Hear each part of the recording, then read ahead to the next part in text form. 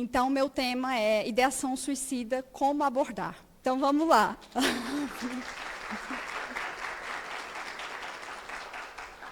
Gente, eu tenho licença poética para fazer slides assim, porque eu sou da infância e adolescência. Eu estou fazendo infância e adolescência, o R4 lá no Rio. Então, meus slides são um pouco coloridos, assim, e é isso. Nossa jornada, eu fiz um mapa aqui para a gente se nortear.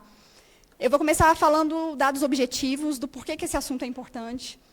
E por quê que eu quero convencer vocês de se debruçar sobre isso, de estudar, de se sentirem realmente preparados para enfrentar esse paciente ali na emergência. O segundo tópico vai ser os conceitos que a gente precisa dominar, o que é uma ideação, o que foi uma tentativa, o que esse paciente realmente está verbalizando aqui na minha frente, o que isso significa para eu conseguir estadiar o risco. E o terceiro ponto, como que eu vou avaliar essa pessoa na minha frente, o que eu tenho que levar em consideração para saber o risco, se é baixo, se é moderado, alto, e até mesmo para eu manejar minha conduta e fazer uma intervenção mais profícua possível, que é o nosso grande objetivo, né? E o bom manejo, dicas de um bom manejo. Algumas que eu consegui trazer aqui, que eu acho que são as mais relevantes. Começar pela importância do assunto. Então, nada melhor do que números, né? Vamos lá. Então, a Organização Mundial de Saúde estima que mais de 700 mil pessoas morrem por suicídio por ano, sem falar nos casos subnotificados. E aí eu quero trazer um lembrete que, se esse é o número de suicídios, o número de tentativas é 10 a 20 vezes maior. Então, vocês pensem aí.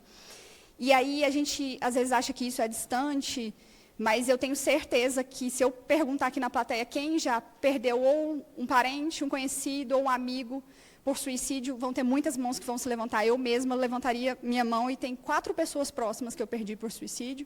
Então, esse número realmente é grande, e isso é algo muito grave. No Brasil, em média, 38 pessoas cometem suicídio por dia. 38 pessoas. E esse aqui, para mim, é o dado mais alarmante, principalmente porque eu estou na infância e adolescência agora. E se a gente for pegar de uma forma global, uma média, a taxa de suicídio tem diminuído, mas na faixa entre 15 a 19 anos, ela tem aumentado em quase 50%. E isso aqui é muito preocupante, né? Então, vamos lá. Essa imagem, para mim, que simboliza a crise suicida. E aí, a crise suicida é o momento que inicia na ideação e que pode, sim, culminar com o suicídio. Para mim, essa é a imagem. É estar na beira do abismo. Pensa que você está na beira do abismo.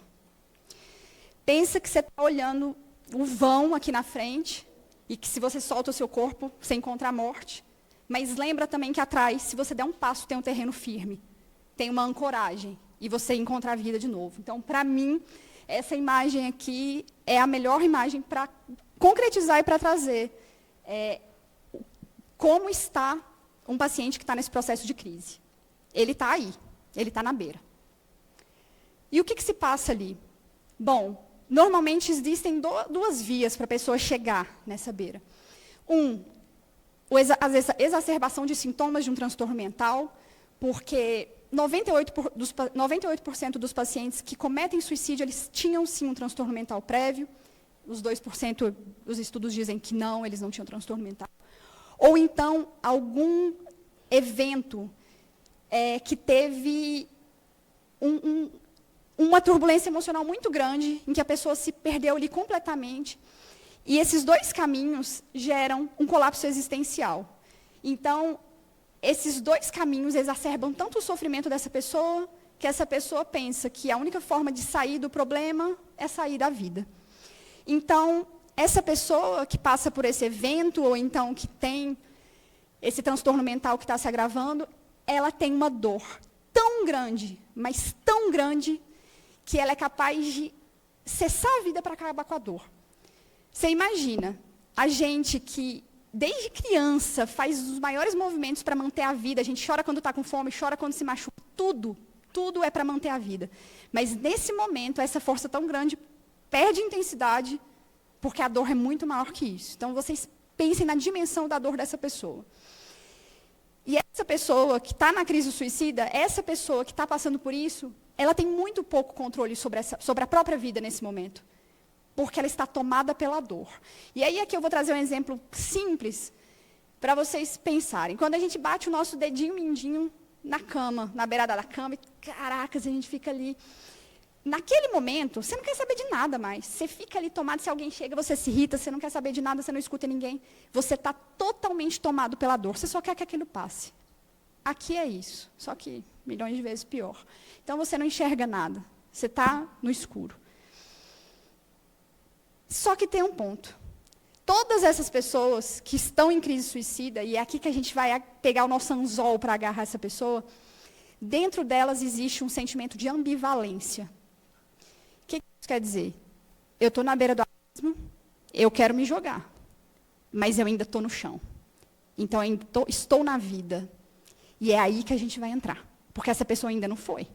Essa pessoa ainda não se lançou. Essa pessoa ainda não desistiu. Então, ainda há esperança. Então, é lembrar que todas as pessoas que vocês atenderem na emergência, no consultório, seja onde for, alguém que vocês conheçam e conversem, que por mais que a pessoa fale para você que ela já tem um planejamento, por mais que você olhe para a pessoa e fale, caramba, essa pessoa decidiu, não. Se ela ainda está aqui, ela está ambivalente. E é na dúvida dela que a gente vai entrar. É na incerteza dela, se ela vai cometer ou não, que a gente vai entrar. Então, tomem isso como verdade para vocês e não esqueçam disso. Isso é muito importante, para a gente ter segurança também, para agir e não pensar que tudo está perdido, porque nunca está. E qual que é o lugar que a gente deve ocupar? O lugar que a gente deve ocupar no atendimento ou diante dessa pessoa é o apoio. É a manutenção e a segurança desse vulnerável. Porque essa pessoa está em vulnerabilidade e por breves momentos, dias, talvez meses, ela vai ser cuidada pela rede de apoio dela. E nós fazemos parte dessa rede de apoio muitas vezes. Então, a gente tem que lembrar que a gente vai estar ali, cuidando da vida daquela pessoa, porque naquele momento ela não está conseguindo cuidar da melhor forma possível. Esse é o nosso papel. E, além disso, a gente tem que lembrar que, na beira do abismo, os fatores de risco empurram para o vão e para a morte. E os fatores de proteção, eles puxam para a vida e para a esperança. Então, o meu papel vai ser lembrar para essa pessoa tudo o que ela tem de fator de proteção. Objetivamente. Então, a gente mais para frente vai ver quais são os fatores de proteção e de risco, mas eu tenho que fazer com que a balança dessa pessoa, que só vê a dor, o sofrimento, a perda, a desesperança, penda para o lado do, não, eu tenho fatores de proteção, eu tenho por que estar aqui, eu tenho razões para continuar na vida, eu tenho o apoio, enfim, eu tenho vários fatores de proteção. Então, a gente tem que fazer com que essa balança venha para cá, e que essa pessoa dê passos para trás e fique aqui. E quais são os conceitos que a gente precisa dominar? Eu quero que a gente pense da seguinte forma. Tudo começa no pensamento. Tudo. Um ato começa pelo pensamento. A maior das guerras iniciou por pensamento de uma pessoa ou de muitas pessoas.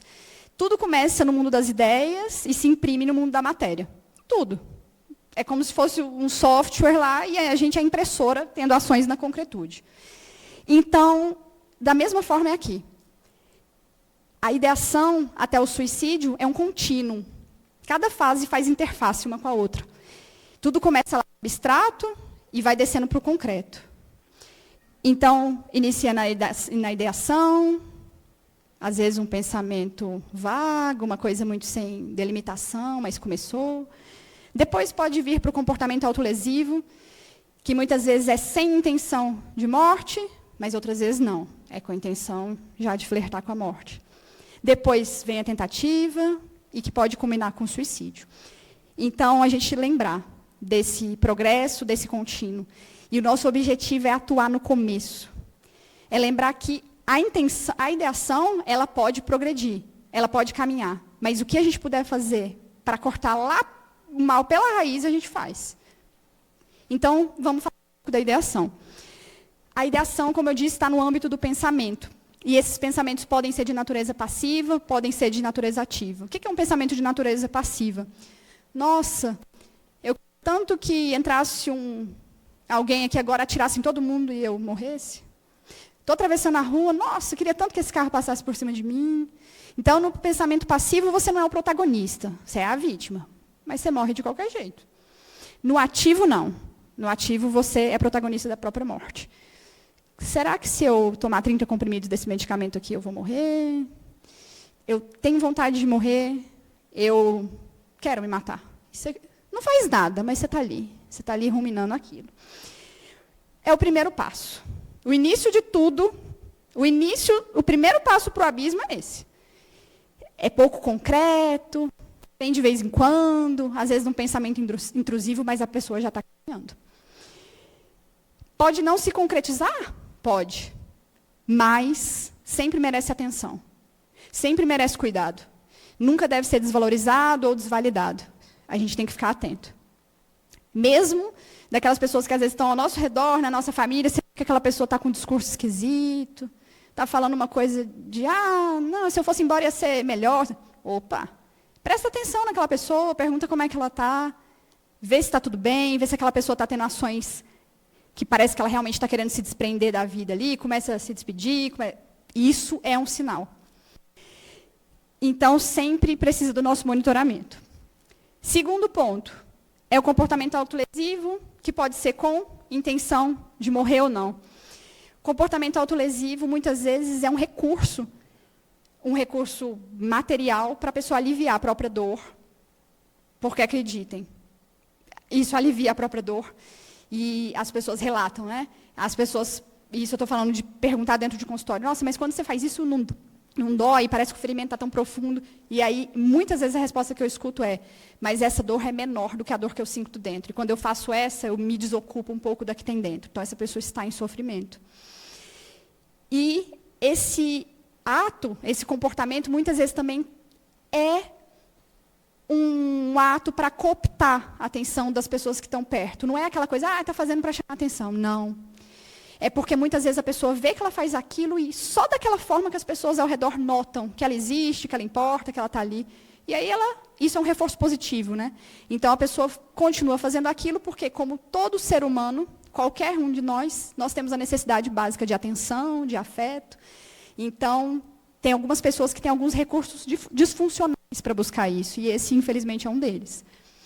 Então, todas as vezes que vocês estiverem na emergência, ou seja onde for, e virem alguém que viu que escapou um pedaço do braço, tem lesão, tem cicatriz, nossa, e isso aí no seu braço?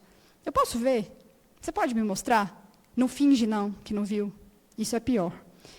E você pede para ver, às vezes você toca, e a pessoa eu nunca me negaram a mostrar, nunca. Eu sempre pergunto. Então, se você viu, pergunte. Veja o tamanho da lesão, veja ali se já teve uma sutura ou não. Aquilo vai te mostrar a dimensão que aquilo ocupa na vida daquela pessoa. Muitas vezes é uma lesão que você vê que foi grave, você viu que a pessoa precisou ir no hospital, precisou fazer uma sutura, está toda suturada. Eu, na emergência, já fiz sutura daqui até aqui, o braço. Nossa Senhora, uma coisa de louco, assim. Então, isso faz parte da história daquela pessoa, isso quer dizer algo. E isso é igual à dor. Isso é igual à dor. Então, esse comportamento pode não ter intenção de levar à morte, mas pode também ser o início. E a tentativa? A tentativa é aquela em que há intenção de morrer. Então, a pessoa está consciente de que ela está fazendo aquilo para causar a própria morte, mesmo que não dê certo. Então, isso pode... E como é que eu sei isso? Perguntando. Você vai perguntar. Então, chegou uma paciente que bebi 20 comprimidos de fluoxetina e qual que era a sua intenção quando você fez isso? Ativamente você vai perguntar. Muitas vezes eles respondem, eu estava cansado, eu queria dormir. Não, eu queria morrer. Eu queria sair da vida. Eles vão responder. E você ter paz para perguntar isso, porque é importante descobrir. Você ter segurança para perguntar. É necessário saber disso. Porque só assim que a gente vai poder ajudar aquela pessoa e saber o nível de atenção que aquela pessoa precisa. Então, lembrar que vai ser pelas palavras da pessoa, pelo discurso da pessoa que a gente vai saber o que levou ela a fazer aquilo ou não. E aquele dado que eu falei, né? Se o número de suicídios é X, 38 por dia, o número de tentativas é 10 a 20 vezes mais do que isso, por dia. E o suicídio, que é o ato final, que é o fim do contínuo, e é o comportamento fatal, né? Em que houve o ato seguido da intenção clara de morte. E como é que eu vou avaliar alguém em crise, o que eu faço com essa pessoa que chega ali na minha frente? E aí aqui eu trouxe algumas coisas que eu considero muito importantes. E elas falam muito sobre a relação médico-paciente. Primeira delas, para você enxergar que alguém tem o risco de tirar a própria vida, para você ouvir alguém te falar, sim, eu quero me matar, sim, eu tenho um planejamento, você tem que estar permeável a essa possibilidade. Você tem que ter um nível de empatia alto. Você tem que ter um nível de abertura para ouvir isso. Porque se você tiver com as suas defesas psíquicas, com seus julgamentos, você não vai conseguir ouvir isso nunca. E você não vai perceber que isso pode estar prestes a ocorrer, porque você não vai enxergar o paciente realmente. Então, esse ato de perguntar, de estar aberto, de ser empático. O que é empatia? A empatia é enxergar o que o outro está passando a partir do quadro de referências interna dele, não meu. É como se eu colocasse o óculos do outro para enxergar a realidade do outro. Eu não coloco os meus óculos para enxergar a realidade do outro. Então, eu preciso ter essa flexibilidade cognitiva, preciso ter essa abertura de coração para sair da minha postura, do meu lugar hierárquico ali, e para ir para o lugar do outro. E esse ato, essa abertura, ela gera sofrimento para o médico. Quando eu estou na emergência e alguém vira para mim e tem a abertura, tem a confiança de ali no nosso rapport, no nosso vínculo, falar, sim, eu quero me matar, ou sim, eu tenho um plano, aquilo ali gera uma dor imensa em mim. Mas o nosso trabalho de psiquiatra é esse. A gente tem que estar aberto para a dor, o tempo todo. A gente vai sentir. Qualquer médico, qualquer que tiver um nível de empatia e quiser realmente atuar de frente com outro ser humano, vai sentir. Então, a gente precisa cuidar da gente. Nós precisamos estar bem, estar em equilíbrio, para ter esse nível de tranquilidade, para sentir aquilo, para aquilo passar e a gente continuar. Para a gente não imergir no sofrimento do outro, porque isso muitas vezes acontece. O psiquiatra, dentro da medicina, é o que mais se suicida. Depois vem o oftalmo e o anestésio. Isso do ano passado. Então, não é à toa. Então, esse vínculo é doloroso. O vínculo com o paciente suicida é doloroso.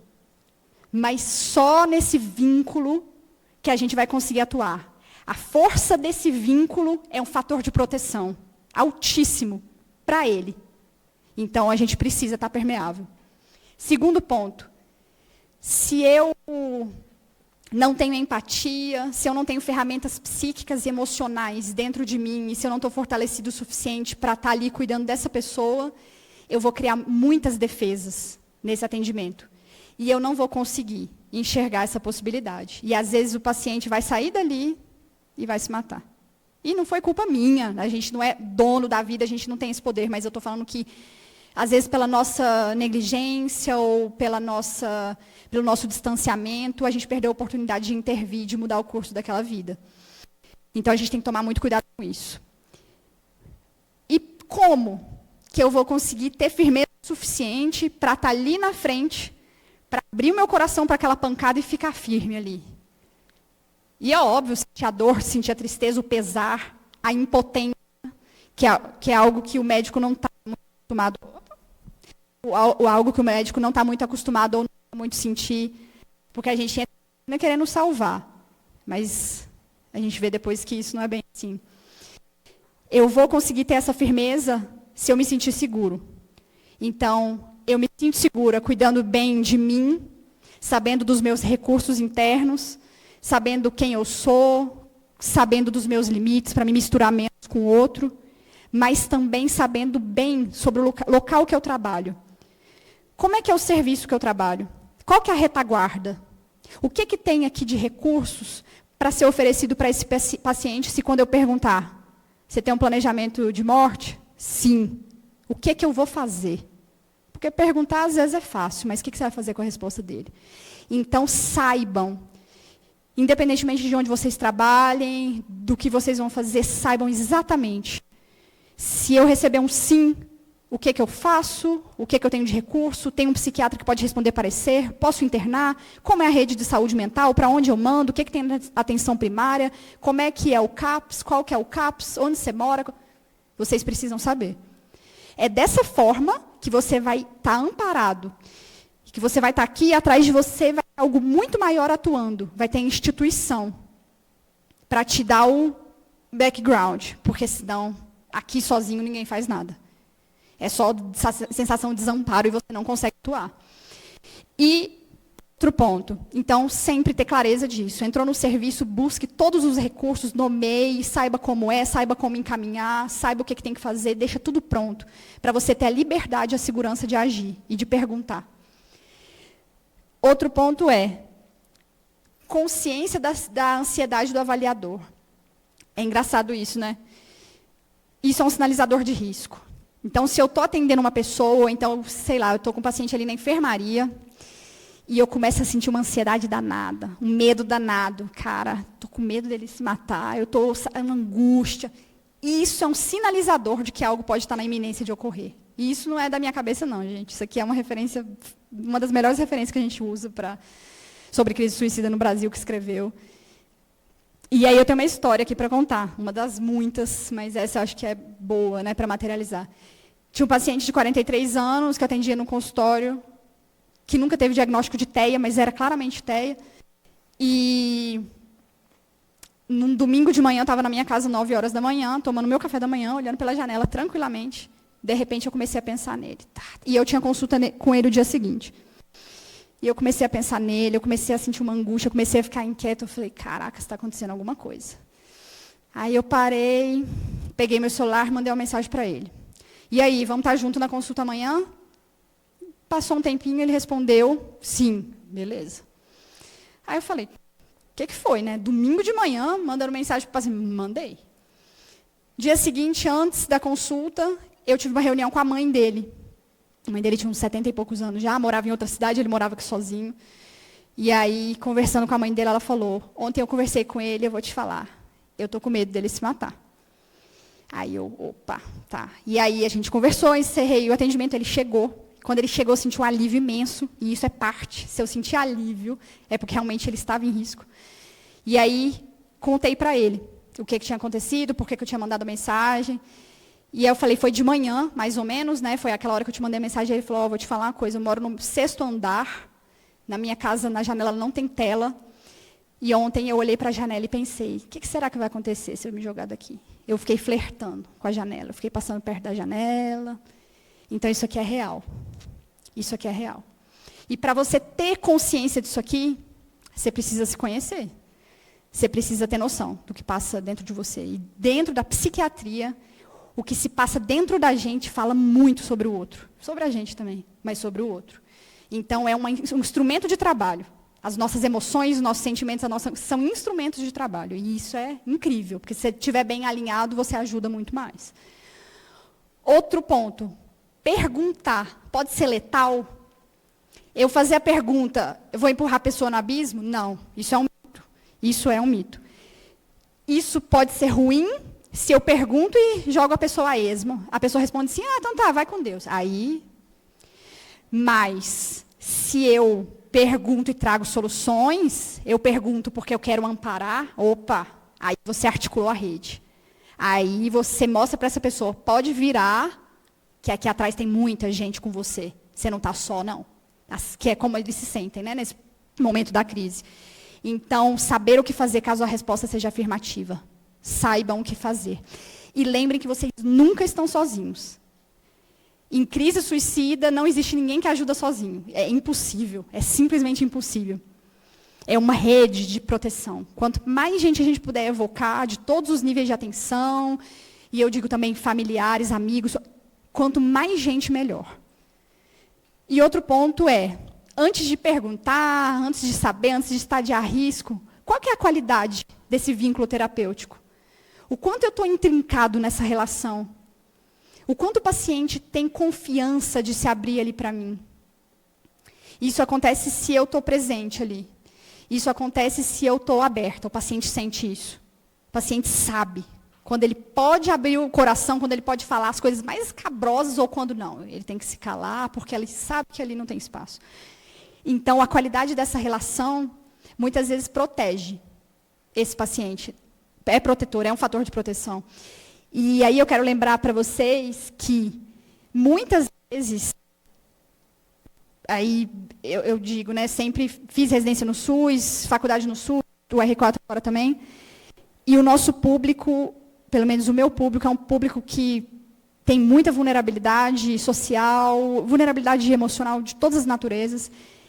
E muitas vezes, gente, o nosso momento ali com aquela pessoa, a nossa palavra de afeto, o nosso olhar para aquela pessoa, muitas vezes vai ser o único momento de atenção que aquela pessoa recebeu na vida. Isso não é exagero, isso é real. E isso pode mudar o curso daquela pessoa. Às vezes ela se lembra daquilo, daquele ato de generosidade, de escuta ativa, e ela se apoia naquilo para continuar. Então, não reduzam o que vocês façam nunca a apenas uma consulta, apenas um atendimento. Não, não é. É um transformador de muitas vidas. Dependendo, óbvio, de como a gente usa as coisas, né? Então, o que eu falei, né? Perguntas ativas para a gente conseguir avaliar qual que é o nível, né? Como é que é esse estadiamento ali, se essa pessoa só tem ideação, se já tem um comportamento autolesivo, se já tem um planejamento, se já teve tentativas anteriores. A gente tem que compreender o nível de intencionalidade dessa pessoa, o quão intrincada ela está naquilo ali, e como ela quer agir para a gente saber o nível de risco e atuar em cima do nível de risco. E aí sim eu vou montar um plano terapêutico que seja robusto, né? Então, é o que eu falei, né? Tá, e as perguntas coloquei aqui, alguns exemplos de perguntas. Então, você tem o desejo de morrer? Você tem o desejo de tirar a própria vida? De uma forma escrachada mesmo. Não é para usar eufemismo, é para perguntar. Porque se você tem segurança de falar sobre uma coisa desse nível de dor, de uma forma tão clara e robusta, a pessoa vai olhar para você e falar, caramba, se essa pessoa está falando com esse nível de segurança, eu posso falar aqui também que sim, eu quero. Sim, eu planejei. Sim, eu deixei uma carta. Sim, eu fui lá e já me despedi da minha família. É só quando você mostra que você está ali mesmo e que você não tem medo de falar as coisas que essa pessoa vai sentir segurança. Então, não tenham receio. Não tenham.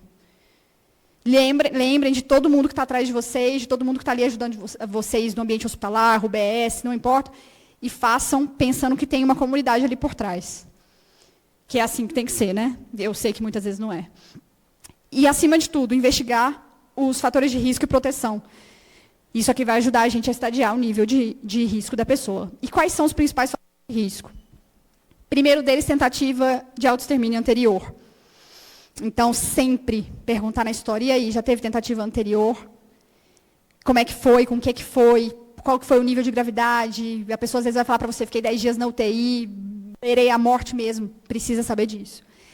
Tem história de suicídio na família? Então, a questão do suicídio tem um ponto ali, tem um peso transgeracional, mas também tem questões genéticas, né? Eles falam que tem questões de depressão de receptores serotoninérgicos, ali, que muitas vezes vão influenciar nesse aumento desse risco. Então, isso tem correlação. Existe o uso de substância psicoativa? O uso de substância psicoativa inibe ali o córtex pré-frontal, a pessoa fica mais liberada para fazer as coisas, aumenta a impulsividade, se ele já tem um planejamento, é mais fácil dela fazer. Então, isso aqui é um fator que empurra para o abismo. Tem transtorno mental? Como é que está? O tratamento? Está fazendo? Abandonou? Como que está? Que pé que está isso aí? Rede de apoio é escassa?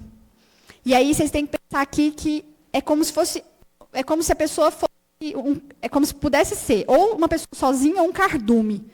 Quanto mais sozinha essa pessoa tiver, pior é. Quanto mais gente... Pensa num peixe sozinho. Um peixe sozinho não faz nada, a gente vai tubarão mata ele. Mas um cardume espanta tubarão. Um monte de peixinho pequenininho junto espanta tubarão. É louco, mas espanta. Então, é da mesma forma aqui. Uma pessoa só, sem rede de apoio nenhuma, ela é muito vulnerável. Muito. Agora, se já tem um do lado dela, opa, já é alguém que a gente pode se apoiar, já é alguém que a gente pode puxar para amparar essa pessoa. Perdas e rompimentos recentes... Quebra de empresa, golpe. Já peguei gente na emergência que tinha passado por golpe, perdeu tudo. E falou, eu vou me jogar na ponte amanhã. Perdeu tudo. relacionamento que termina, casamento que termina. Então, lembrar dessas grandes rupturas aqui. Isso aqui desespera muita gente. E quais são os fatores de proteção? E aí, é aqui que a gente entra. A gente vai caçar isso aqui ativamente. Caçar, perguntar, ver, elencar e falar para a pessoa. Falar, isso aqui te apoia, isso aqui. A gente tem que refletir para essa pessoa, porque a gente tem que lembrar que, nesse momento, essa pessoa está no escuro. Então, cada ponto que a gente traz para essa pessoa de... Esse é um ponto de apoio. É como se a gente acendesse uma luz. Tac, tac, e vai acendendo. Tac. Aí, de repente, a pessoa começa. Opa, parece que eu estou querendo voltar. Parece que eu não estou querendo mais ir para o abismo. Porque isso tem força. Isso tem muita força. Primeiro deles, perspectiva de futuro. Eu só consigo viver o meu amanhã se eu estiver aqui presente. Então, se essa pessoa falar para você no discurso dela, em algum momento lá, o tempo que você passar, porque às vezes são muitas horas dessa intervenção em crise, porque eu quero ter filho, porque... Opa, se agarra nisso. Se você quer ter filho, você precisa estar aqui. Se você quer formar uma família, você precisa estar aqui. Você falou que quer fazer faculdade, então você quer estar aqui. E aí você vai. Aí essa pessoa vai, nossa, é mesmo. E ela vai reacendendo aquilo. Então, perspectiva de futuro. Qualquer coisa que essa pessoa falar nesse discurso é um fator de proteção. Bons vínculos afetivos. Os vínculos de afeto, eles fazem parte da rede de apoio e eles também mostram para a pessoa que a pessoa é importante. Que essa pessoa, a vida dela importa. Então, muitas vezes as pessoas não tiram a própria vida porque elas gostam e muito de quem poderia ficar. Não faria isso, porque meu filho ia sofrer demais. Não faria isso, porque minha esposa ia sofrer demais. Por isso que, por exemplo, o homem solteiro, sem filho, é um fator de risco para suicídio. Solteiro sem filho, ele está isolado. Então, quanto mais isolada essa pessoa tiver, menos ela vai ter com que se preocupar se ela for embora. Então, quanto mais fatores ela tiver para ligar, mais ela vai querer ficar. Essa pessoa sabe pedir ajuda? Pergunte isso. Você consegue perceber quando você está mal? Às vezes a pessoa não percebe. Você sabe para quem ligar? Você tem um contato para ligar, se você estiver mal? Se não tiver, se essa pessoa falar, não sei para quem ligar, começa a ver, começa a perguntar para a pessoa. E aí a pessoa vai, é mesmo, essa pessoa eu posso contar. Essa pessoa. Se não, é SAMU, é bombeiro, não importa. É buscar a UBS que ela é atendida. A gente precisa deixar a mão dessa pessoa alguém com que ela possa contar. E saber pedir ajuda é o primeiro passo para sair do buraco. Porque só se essa pessoa estende a mão, eu consigo pegar. Se ela está aqui assim, eu não pego, não consigo. Eu não consigo ajudar, por mais que eu tenha toda a boa vontade do mundo. Outro ponto, crenças e valores espirituais. Isso aqui dentro da psiquiatria tem sido cada vez mais estudado, e aí eu falo e trago aqui para vocês o nome do Alexander Moreira, que é um pesquisador lá da Federal de Juiz de Fora, que há alguns meses ganhou um prêmio, que é tipo um Oscar da pesquisa, que esse cara está pesquisando muito sobre espiritualidade, e não estou falando de religiosidade, mas de espiritualidade, com núcleos de Harvard, de outras universidades dos Estados Unidos e outros lugares, para trazer espiritualidade como fator de proteção. Isso aqui, cada dia mais, a gente vê que é um escudo enorme, principalmente para o suicídio. Aumento da resiliência, principalmente. A resiliência é o quê? A resiliência é uma propriedade do metal, né? O metal leva porrada, ele enverga, mas ele não quebra. Mas ele muda a direção. Se eu tenho resiliência diante da quebra de alguma coisa, do rompimento de alguma coisa, eu consigo olhar para aquilo de outra forma. Eu consigo saber que a dor faz parte da vida. A dor é inerente à vida. O sofrimento não precisa ser, mas a dor sim. Eu consigo olhar para aquilo e pensar que aquilo também tem algo de pedagógico, porque toda dor ensina. Então, eu tenho um olhar menos destrutivo para aquilo. Eu não vou quebrar de vez. E eu tenho um olhar que transcende a matéria. Isso quer dizer o quê? Que eu sei que eu também estou aqui para aprender, para trabalhar as minhas virtudes. Então, eu tenho um olhar que vai além. Eu tenho mais paciência para viver mais tranquilidade. Isso aqui segura muito. Muito mesmo. Outro ponto, habilidades de enfrentamento. Notar no próprio comportamento, no discurso daquela pessoa, se ela é muito impulsiva ou não, se ela tem paciência, se ela consegue lidar com as adversidades. Que habilidades essa pessoa tem? Que recursos internos essa pessoa tem? E se não tiver, isso é trabalhável. A psicoterapia está aí para isso. A terapia está aí para trabalhar os nossos recursos internos. Se nós estivermos escassos, vai adicionar. Então, isso aqui sempre pode ser trabalhado e aumentado. Nossa caixa de ferramentas interna sempre pode aumentar. E outro ponto é a rede de apoio estruturada, né? Que eu muitas vezes aqui que quanto mais gente tiver em volta no nosso cardume, mais esse cardume vai conseguir enfrentar ali os grandes tubarões. E aí, depois que eu determinei esse risco, que pode ser alto, moderado e baixo, né? Quer dizer, depois não, próximo slide. O que eu vou levar em conta para avaliar esse risco? Então, o nível de suporte que essa pessoa tem, se tem planejamento ou não, se essa pessoa é muito impulsiva, se faz abuso de substância, tudo aquilo que eu falei ali atrás. E o estado mental do paciente durante a entrevista. Porque, às vezes, o paciente tem rede de apoio, faz... Mas o paciente está psicótico ali. Ele pode sair dali, você vê que ele está totalmente desorganizado. Caracas, aí lascou. Então, sempre levar isso aqui em consideração. O estado do exame mental ali tem que estar descrito. E o risco pode ser alto, moderado ou baixo. Então, o que é um risco alto? Tentativa anterior, a pessoa... Aí, aqui é a mesma coisa daquele contínuo. Quanto mais concreto e mais perto de jogar o corpo no abismo, mais alto o risco. Quanto mais distante é etéreo, na ideia, no mundo dos pensamentos, mais baixo o risco. Então, risco alto. Tentativa anterior, a pessoa já planejou tudo. Ela só está indo ali te comunicar, mas ainda está ali. A pessoa já escreveu carta, já despediu, está detalhado, o negócio está muito material, está aqui. Às vezes a pessoa já tem um meio letal em casa, ou então ela não tem, mas meu esposo é policial, ele tem uma arma, eu sei onde está. Então, risco alto. Moderado. A pessoa tem uma ideação persistente e já tem algum planejamento. Não está muito estruturado, não tem tanto detalhe, mas essa pessoa já começou a planejar. Mas ainda tem muita ambivalência. Ela está no meio mesmo ali. Ela está meio lá, meio cá. Mas ela está mais para lá. Então, nesse momento, quer dizer, em todos os momentos, né? Trazer para o cuidado, trazer para o atendimento psiquiátrico, precisa iniciar uma medicação, precisa de uma internação, a gente tem que atuar aqui em todas essas janelas. E o risco baixo é aquela ideação, é aquele mundo etéreo em que a pessoa ainda não tem um planejamento, tem muitos fatores de proteção, ela está ali ainda salvaguardada. Ela nega aquela intenção de morrer, mas às vezes já tem uma tentativa anterior, mas ela consegue ainda comunicar o próprio sofrimento e consegue buscar ajuda. Ela está ali com você. Nossa, esse é o melhor. Esse é joia, porque esse a gente agarra o anzol, porque ele já está pedindo ajuda. Então, é aqui no risco baixo que a gente vai ter mais maleabilidade e tranquilidade para agir. Menos celeridade vai ser necessária, né? É óbvio que também é, mas a gente pode ter mais tranquilidade. E lembrar sempre, tem intercâmbio entre os níveis. Nossa, está no risco baixo. Vai com Deus, está tudo certo. Não. Amanhã esse risco pode ser alto. Pode mudar de um dia para o outro. Então, não desconsiderar. A gente faz o estadiamento de risco, gente, para fazer a intervenção congruente. Porque chegou com risco baixo. Peraí, vou internar, vou desesperar. Peraí, é mais para isso. Mas não é para desconsiderar, né? Então, sempre tem intercâmbio entre os níveis, lembrar disso. Então, mesmo em risco baixo, essa pessoa está precisando de assistência. E lembrar que nos primeiros dias depois que essa pessoa buscou emergência, é a principal janela de intervenção. Então, não, eu vou buscar o CAPS mês que vem. Não, senhora, você vai amanhã no CAPS. Não quero ir. Opa, então chama assistência social, vamos chamar a mãe, vamos chamar o irmão. Amanhã precisa levar no CAPS. O CAPS é esse, onde você mora, já leva o endereço, já faz o encaminhamento, deixa tudo amarrado. Ou então, vai ser uma atenção secundária no hospital regional. Então, beleza, já marcou, vai marcar, sai com tudo amarrado. Então, essa pessoa está em estado de vulnerabilidade, é aí que a gente precisa cooptar também.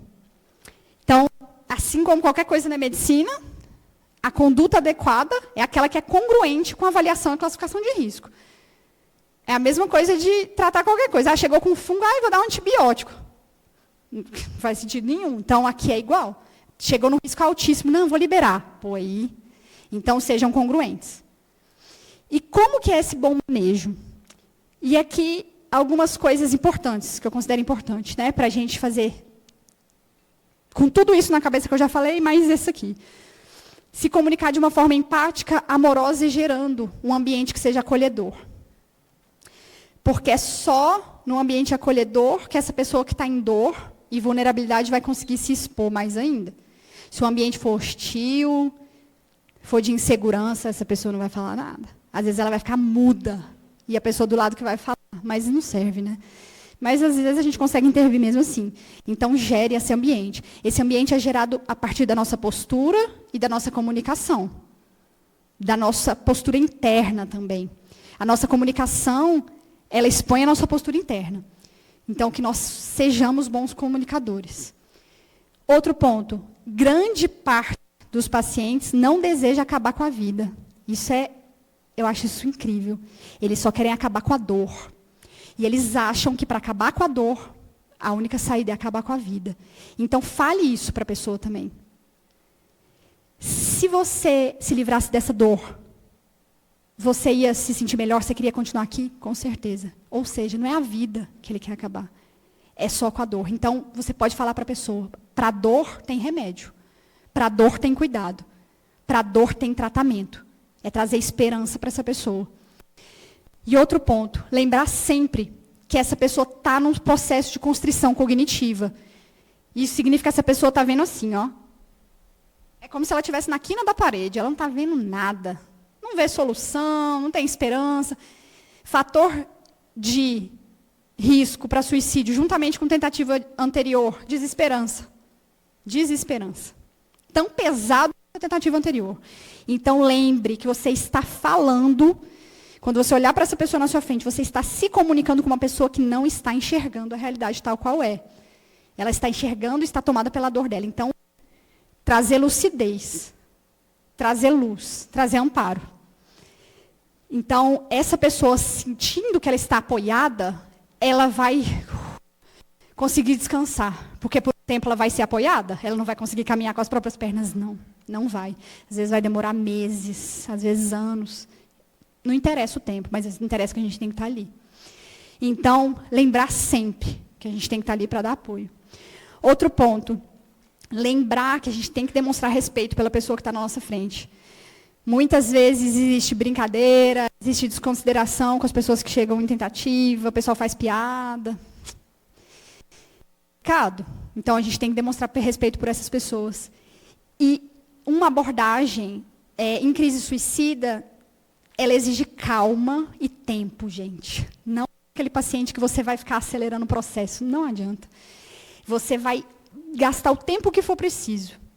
E a fila vai estar rodando lá atrás, é isso, não tem jeito. Principalmente para quem já trabalhou em um hospital psiquiátrico, eu fiz a minha residência dentro do hospital aqui em São Vicente, que era emergência psiquiátrica apenas. Era isso, às vezes a fila estava dobrando lá fora, eu sinto muito. Às vezes eu ficava 2 horas com aquela pessoa. É isso. Então a gente tem que ter tranquilidade. Quando aquela pessoa entrou e está na sua frente, esquece o resto. Esquece. E outro ponto. Inicialmente, é importante que vocês consigam escutar mais do que falar. Porque essa pessoa vai perceber que você está ali para ela. Ela vai gerar confiança e aí ela vai conseguir ter um maior grau de abertura. Então, isso é bem importante. E aí, as nossas condutas, né? Risco alto. Primeiro ponto, aumentar esse cardume e reduzir a vulnerabilidade. Então, segurança desse paciente. Se tiver em local externo, é chamar SAMU, bombeiro. Se tiver em local interno, internação voluntária ou involuntária. Se tiver sem familiar, chamar serviço social para chamar todo mundo que for da rede daquela pessoa. Proteja essa pessoa. Proteja essa pessoa. Porque ela pode sair dali e se matar. Então, não dá para esperar, não. Nem um segundo. Eu estou em dúvida. Não, acho que volta amanhã. Não vai voltar. Então, proteger. E se não quiser, e você perceber que precisa, perceber que não tem outra saída, é internação involuntária. É internação involuntária. Você tem que perceber que naquele momento aquela pessoa não tem capacidade de decidir por si, e que se todo mundo ali está apoiando aquilo, todo mundo vê que é o melhor, é isso. Então, vai ser sem consentimento, vai ser comunicado ao Ministério Público em 72 horas, por vezes vai ser ruim, mas explique para a pessoa por quê. Tente ouvir, tente falar para ela o que você está fazendo, a sua intenção de proteger, a sua intenção de fazer o melhor por ela. E eu nunca vi alguém questionar no fim de uma conversa dessa. Nunca. Pelo menos com a minha experiência, mesmo que a pessoa estivesse refratária no começo, depois eu explicar, depois eu falar a internação, a necessidade da internação, o que ia acontecer lá. Nunca vi a pessoa se rebelar no fim. A pessoa se convence. Então, é isso. Aqui não tem muita saída. Risco moderado. Aqui a gente pode começar a pensar muitas vezes que se essa pessoa tiver uma rede de apoio 24 horas por dia, talvez ela possa ficar em casa. Ou em algum lugar de domicílio, com alguém que vai cuidar. E aí a gente vai ter que pensar em atestado para as pessoas que estão perto, a gente vai ter que ver como essa rede vai se articular, como é que vai ser o sistema de cuidado, tem que sair com tudo amarrado. E nos primeiros dias essa pessoa não pode ficar sozinha. Não pode ter nenhum meio letal perto dela. Às vezes vai ter até que mudar de casa, por exemplo, se morar no local alto, ou em algum lugar que tem risco, ou para alguma casa que tenha tela, enfim, vai ter que se virar. Se esse ambiente estiver preparado, se essa família estiver junto com você para montar o sistema de segurança e cuidado, e você sentir que tem tranquilidade para liberar, é um caminho também. E às vezes essa pessoa vai se sentir melhor assim. Risco baixo.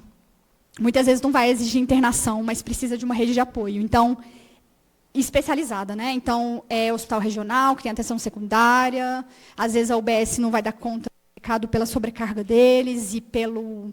Às vezes não tem um matriciamento, não tem alguém ali que possa apoiar da parte da rede de saúde mental mesmo, então buscar um atendimento mais acurado mesmo e montar um sistema de acompanhamento dessa pessoa. Não é, não, está risco baixo, libera, não. Então, você vai nesse lugar, lá no São Vicente, a gente fazia muito isso de, se não conseguir, volta aqui. Muita gente voltava, a gente pedia para a pessoa voltar. Às vezes ela não conseguia atendimento no que a gente mandava, ou, enfim, a gente achava outras soluções. Então, tem que sair daqui com esse manejo muito bem estruturado. Nome de local, qual é o local, o que essa pessoa tem que fazer. Você pode pagar particular? Não, já tinha um médico particular. Muita gente já tem. Já tem. Qual que é o dia da consulta? Então, a gente saber tudo isso. Importantíssimo para a nossa proteção, registrar detalhadamente no prontuário. E o registro, em qual sentido? É um registro que, quando alguém lê, ele vai entender por que eu tomei a conduta que eu tomei. Detalhe. E aí você pode transcrever falas do paciente. Eu gostava muito de transcrever exatamente o que o paciente falou quando eu estava na emergência, porque aí é incontestável. Você põe entre aspas ali e coloca. A pessoa, às vezes, falou algo mesmo de ideação, de planejamento, e aí, no fim, você coloca conduta. Internação involuntária, ninguém vai questionar. Então, faça isso, né? Então, fale ali sobre descreva o exame psíquico, fale sobre o nível de insight daquela pessoa, o juízo crítico, sobre o estado de humor daquela pessoa. Tudo que tem ali no exame mental, você fala. Cuidado com esse prontuário, porque isso aqui é muito importante, né? Para proteger a gente e proteger a pessoa também. E também o que a gente fez como conduta, e aquele ponto de, olha, eu chamei a família e comuniquei para os familiares. Eu falei isso para os familiares, eu falei que eles precisavam ir nesse lugar, nesse, eu dei um encaminhamento para esse lugar. Escrevam tudo isso, minha gente. Porque cada dia mais as coisas estão estranhas, né? Então é bom a gente deixar tudo muito bem detalhado. E caso o paciente vá ficar internado, em um local que você saiba que tem parecer da psiquiatria, chame o psiquiatra, porque ele vai dar os novos rumos, né? Então, isso é ótimo. O paciente vai estar mais seguro e o psiquiatra vai chegar, às vezes vai traçar uma conduta ali com a família. E se tiver em algum lugar que não tenha um psiquiatra, que a gente possa evocar as pessoas da rede, ali hospitalar, às vezes tem um psicólogo hospitalar, né? Muitos hospitais têm. Às vezes uma pessoa do serviço social que ajuda pra caramba, aquele paciente que às vezes está em vulnerabilidade social. O serviço social é maravilhoso, né? Então, a gente sempre tem que lembrar disso, de puxar as outras pessoas da rede. E aí, aqui foram os livros que eu usei. Esses livros são maravilhosos. E eu quero terminar a nossa aula com uma frase, que é de um autor francês que eu gosto muito, e que fala sobre a esperança. Lembrando que a desesperança é o principal fator, um dos principais fatores de risco para o suicídio, né? E ele fala o quê? A esperança é a luz do futuro que nos consola das dores presentes, fortalecendo-nos o coração para a luta. E aí eu quero lembrar, minha gente, que nós somos médicos e o nosso feijão com arroz é dominar a técnica, né? Mas a gente precisa enxergar em profundidade. A gente precisa lembrar que atrás daquele corpo ali tem uma alma, tem um ser, tem alguém que importa realmente, e a gente precisa tomar cuidado com o que a gente fala. A gente tem que lembrar que a gente tem que ser a palavra que consola, a palavra que alenta, aquele que traz esperança. A gente tem que intervir da forma mais amorosa e tranquila possível, porque é isso que faz toda a diferença. Porque agir só com a técnica não é o suficiente. A gente sabe que não é o suficiente. Então, a palavra, ela é igual um bisturi. Ele pode abrir e fazer uma cirurgia linda, ou ele pode matar. Então, que a gente saiba fazer bom uso disso.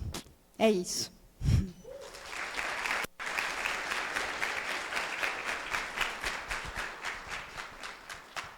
Você quer mais umas 2 horas aí para continuar a apresentação? Não, eu estou tremendo ainda, não consigo não. Parabéns pela apresentação, como sempre. Nosso tempo também já passou, pessoal. Eu vou pedir para vocês não saírem, porque vai ser feito o sorteio agora do restaurante no Lago. E só vai poder participar do sorteio quem estiver aqui. Se alguém ganhar e tiver ido embora, não vai levar, beleza? Eu vou fazer só 2 perguntas que o pessoal comentaram aqui no slide. A primeira é o seguinte: minha maior dúvida: quais são as indicações de internação e quais medicações podemos utilizar no quadro agudo? Indicações de internação. Gente, aí é o exame psíquico que vai falar, né? Então, baixo grau de insight acerca do autossofrimento, risco alto. Então, essa pessoa já tem um planejamento detalhado, essa pessoa já está certa do que vai fazer. Essa pessoa, às vezes, tem um risco moderado, mas ela não tem rede de suporte nenhum. Ela não tem para onde ir, então a gente vai ficar. Que mais? Igual eu falei agora, transtornos mentais agudizados. Então, essa pessoa está ali no estado de psicose, ela tem um delírio, ela tem um juízo crítico de realidade totalmente abolido. Esses são alguns, né? Algumas indicações de internação. O uso de... medicamento. Quais medicações? O medicamento, a gente vai pensar principalmente em qual vai ser o transtorno de base. E aí, pensando no contexto de internação, por exemplo, intra-hospitalar, né? A gente vai ver o que é aquilo. É uma depressão psicótica, uma depressão unipolar, uma depressão bipolar. A gente vai agir em cima disso. As medicações normalmente demoram entre 2 a 4 semanas para começar a fazer efeito. Então, nesse tempo, se não tiver internado, vai ter que estar mais apoio. Hoje em dia, a gente tem a ketamina e a esketamina, né? Que estão sendo as novas medicações aí que reduzem... A ketamina mesmo reduz, às vezes, a crise suicida ali em cerca de 4 horas. A pessoa já começa a ter redução da ideação, mas ainda muito pouco acessível. O tratamento da esketamina, que é intranasal, tem um custo altíssimo. Então, normalmente, a gente usa mesmo as medicações que a gente tem normais, assim, os antidepressivos, né, muitas vezes os estabilizadores de humor, mas aí vai ter que ver qual que é o quadro de base. Vai ter que fazer uma entrevista muito bem articulada, né? Não tem muito... Tem algumas drogas que têm correlação com a redução do suicídio, principalmente o lítio, a clozapina, mas depende do paciente. Ok. A última pergunta é: como proceder se o paciente tem um risco, não aceita a internação e a família não colabora? Conversar. Aí, gente, é conversa. E eu vou falar que eu já passei por isso algumas vezes e, no fim, sempre deu certo, depois de conversar. Às vezes, a família não entende porque eles não sabem o que vai acontecer lá dentro. Eles têm muito medo, porque a internação psiquiátrica é muito estigmatizada. Eles acham que o paciente vai sofrer mais lá dentro do que lá fora. Então, você tem que explicar exatamente a sua intenção de fazer isso, quais são os objetivos da internação, que é a estabilização do quadro, como o paciente vai sair. Então, você tem que... normalmente é por ignorância. Eu estou falando ignorância do não saber mesmo, não ignorância de menosprezo, mas é por ignorância que essas pessoas não sabem isso. Então, é conversa. Isso não tem jeito. E se for família colaborativa e paciente, só que não quer internação involuntária, né? É isso. Parabéns mais uma vez.